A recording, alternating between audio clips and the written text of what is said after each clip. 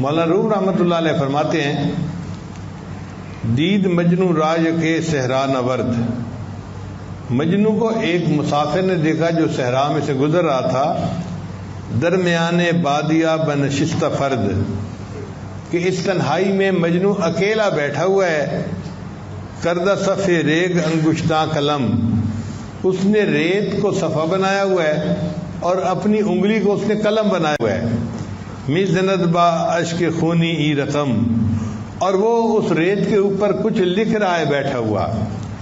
گفت اے مجنون شیدا چیز تھی، اس بندے نے پوچھا اے مجنون تو بیٹھا کیا لکھ رہا ہے؟ می نویسی نامہ بہرے کیس تھی، تو کس کو بیٹھا یہ خط لکھ رہا ہے؟ گفت مشق نام لیلا می کنم، اس مجنون نے جواب دیا کہ میں نے کیا کسی کو خط لکھنا، میں کوئی خط نہیں لکھ رہا، لیلا سے میری ملاقات تو ہو نہیں سکتی، تو اب میں لیلا کا نام بار بار زمین پر لکھ کر اپنے دل کو تسلی دے رہا ہوں۔ میں نویسی نامہ بہرے کیست ہی، گفت مشق نام لیلا می کنم، اس لیے میں تو لیلا کے نام کی مشق کر رہا ہوں اور اپنے آپ کو تسلی دے رہا ہوں۔ مولانا روم رحمۃ اللہ فرماتے ہیں کہ عشق لیلا کہ کم از مولا بود، کہ اے لوگو کیا اللہ کا عشق لیلا کے عشق سے گزرا ہے کہ تم اللہ کا نام لے کے دل کو تسلی نہیں دیتے، جبکہ مجنون لیلا کے نام سے دل کو تسلی بیٹھا دے رہا تھا۔ عشق مولا کہ کم از لیلا بود، تو ہمیں چاہیے کہ ہم اللہ کا ذکر کثرت کے ساتھ کریں تاکہ ہمارے دلوں کو بھی سکون ملے اور ہمارا دل اللہ کی محبت سے بھر جائے۔ حضرت باہو رحمۃ اللہ فرماتے ہیں الف اللہ چمبے دی بوٹی تے مرشد من میرے وچ لائی ہو، یہ چمبے کے پھول کی بوٹی ہے، مرشد نے میرے من کے اندر لگا دی۔ نفی اسبات دا پانی ملیا ہر رگے ہر جائی ہو، پھر نفی اسبات کا پانی ملا ہر رگ اور ہر جگہ کے اوپر۔ اندر بوٹی مشک مچایا جان پھلن پر آئی ہو، اندر اس بوٹی نے خوشبو پھیلا دی جیسے مشک مچا دیا جاتا ہے۔ جیوے مرشد میرا باہو جے بوٹی لائی ہو، کرے کہ میرا مرشد جیتا رہے جس نے میرے من کے اندر یہ بوٹی لگا دی ہے۔ ہمارے سلسلہ عالیہ میں شروع میں اللہ کے نام کا ذکر ہے، اللہ اللہ کا، پھر اس کے بعد تحلیل کا ذکر آتا ہے۔ تحلیل کہتے ہیں لا الہ الا اللہ، اس کا ذکر کرنا۔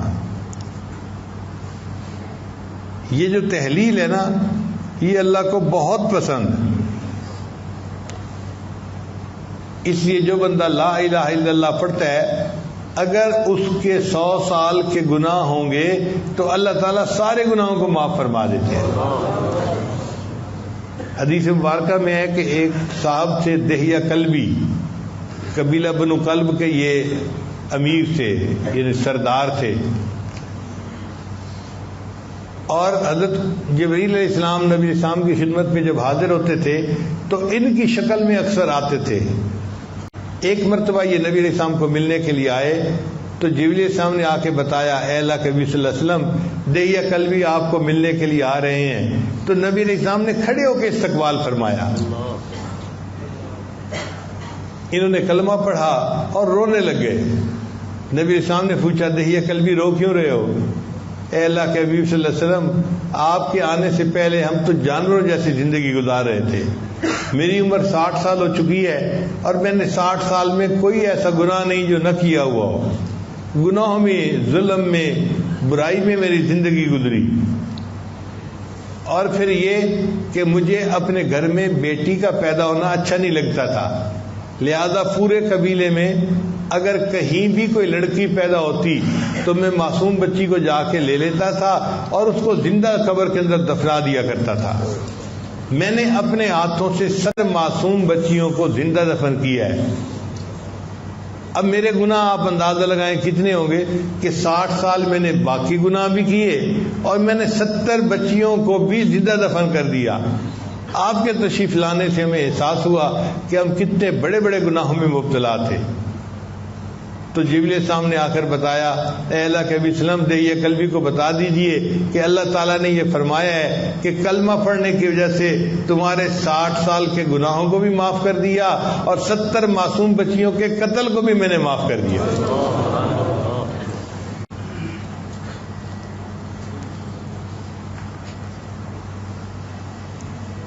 چنانچہ انسان کے جسم میں 12 اعضاء ہیں جو گناہ کرتے ہیں۔ 2 ہاتھ، 2 پاؤں، 4 ہو گئے، 2 آنکھیں اور 2 کان۔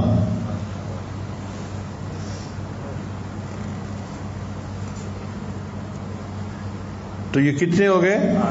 8 ہو گئے، اور 4 اعضاء اور ہیں، دماغ، زبان، دل اور شرمگاہ۔ تو کل اعضاء کتنے ہوئے؟ تو 12 اعضاء ہیں جو گناہ کرتے ہیں۔ اور اگر ہم کلمہ طیبہ کو دیکھیں تو لا الہ الا اللہ کے 12 حروف بنتے ہیں، 2 حرف لا کے، 3 حرف الہ کے تو 5 ہو گئے، اور اللہ کے پھر 3 حرف ہو گئے تو 5 اور 3 8، اور اللہ کے 4 حرف ہوتے ہیں، 8 اور 4 12، تو 12 حروف لا الہ الا اللہ کے، اور 12 اعضاء ہیں جو گناہ کرتے ہیں۔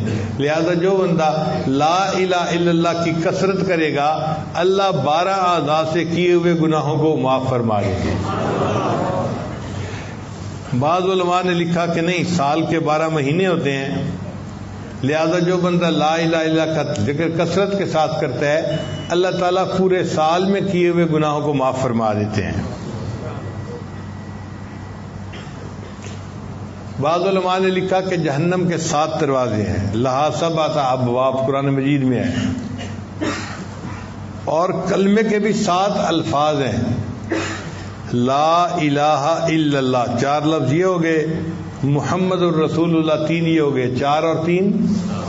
تو جو بندہ لا الہ الا اللہ محمد الرسول اللہ پڑھ لے گا تو ان 7 الفاظ کے بدلے اللہ اس کے لیے 7 جنت کے دروازوں کو کھول دیں گے، اور جہنم کے 7 دروازوں کو بند فرما دیں گے۔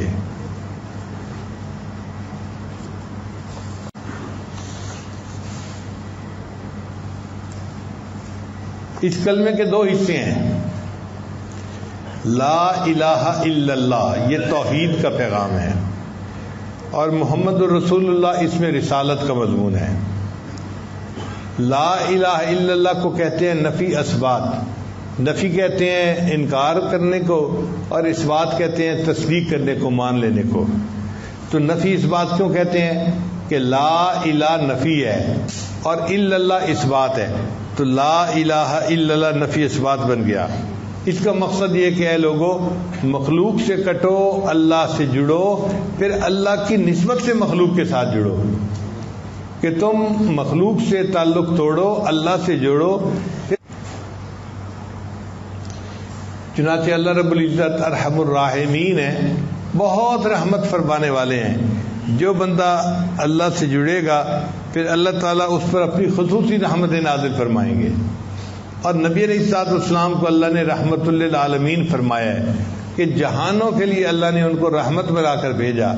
اسی کو کسی شاعر نے کہا، خدایا تو کریمی ہو رسول تو کریم، اے اللہ آپ تو کریم ہیں اور آپ کے رسول بھی کریم ہیں، صد شکر کے ہستیم میانے 2 کریم۔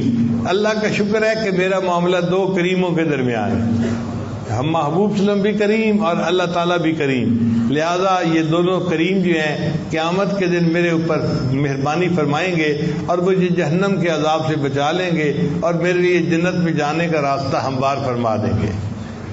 علماء نے لکھا ہے کہ جب انسان نکاح کرتا ہے نا تو یہ ایجاب و قبول ہو جاتا ہے، تو پھر بندہ اپنی دلہن کو اپنے گھر لے کے آتا ہے، یہ دستور ہے۔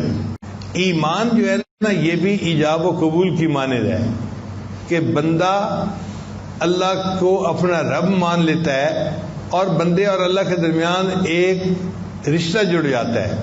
اب چونکہ یہ ایمان انسان نے حاصل کر لیا تو اللہ اپنے بندے کو اپنے گھر جنت میں لے کر جائیں گے اور کلمے کی وجہ سے اس کو جنت عطا فرما دیں گے۔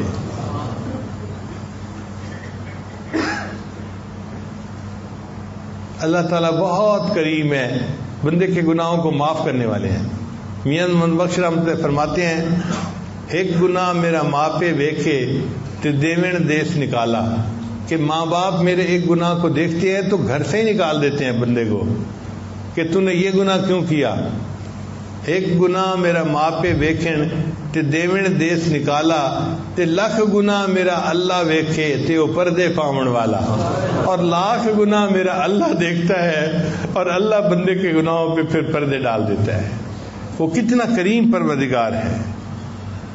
یہ ویکھاں اپنے عملاں والے تے کچھ نہیں میرے پلے. یہ ویکھاں اپنے عملاں والے تے کچھ نہیں میرے پلے. یہ ویکھا تیری رحمت والے تے بلے بلے بلے.